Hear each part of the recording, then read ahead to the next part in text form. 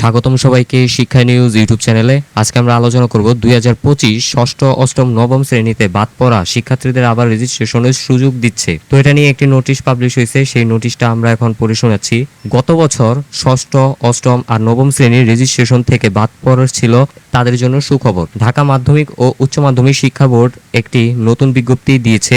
এই বিজ্ঞপ্তিতে বলা হয়েছে 2024 শিক্ষাবর্ষে যারা এই 3 শ্রেণীতে পড়ছে কিন্তু গত বছর রেজিস্ট্রেশন করতে পারে নাই, তারা এখন আবার সুযোগ পাবে। এই সুযোগ 15 এপ্রিল থেকে 30 এপ্রিল 2025 পর্যন্ত চলবে।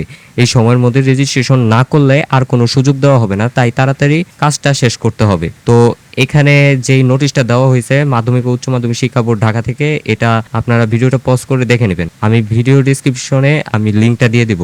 uttorbd.com এ এটা পাবলিশ করা হয়েছে। ঢাকা শিক্ষা বোর্ডের অধীনে যে সব মাধ্যমিক স্কুল আর স্কুল অ্যান্ড কলেজ সেগুলোতে 2024 শিক্ষাবর্ষে ষষ্ঠ, অষ্টম আর নবম শ্রেণীতে পড়া শিক্ষার্থীরা এই সুযোগ পাবে। এছাড়া অন্য শিক্ষা বোর্ডে থেকে টিসি নিয়ে ভর্তি হওয়া শিক্ষার্থীদেরও এই সময়ের মধ্যে রেজিস্ট্রেশন করতে হবে। শিক্ষার্থীদের রেজিস্ট্রেশনের কাজ স্কুল কর্তৃপক্ষেই করতে হবে, তাই অভিভাবকদের স্কুলের সঙ্গে যোগাযোগ করতে হবে। স্কুলের প্রধান শিক্ষক বা দায়িত্বপ্রাপ্ত শিক্ষকের কাছ থেকে গিয়ে রেজিস্ট্রেশনের জন্য জরুরি কাগজপত্র জমা দিতে হবে। এই কাজ দেরি করলে শিক্ষার্থীর পড়াশোনায় সমস্যা হতে পারে। বোর্ডের বিজ্ঞপ্তিতে স্পষ্ট বলা হয়েছে 30 এপ্রিলের পর আর কোনো রেজিস্ট্রেশন নেওয়া হবে না। যদি নির্দিষ্ট সময়ের মধ্যে কাজ না হয় তাহলে এই দায় স্কুলের প্রধান শিক্ষককে নিতে হবে। তাই স্কুল কর্তৃপক্ষের উচিত এখনই কাজ শুরু করা। এই রেজিস্ট্রেশন না হলে শিক্ষার্থীরা পরীক্ষায় বসতে পারবে না, এতে তাদের শিক্ষা জীবন বড় ক্ষতি হতে পারে। তাই অভিভাবক আর স্কুল কর্তৃপক্ষের উচিত এই সুযোগ কাজে লাগানো।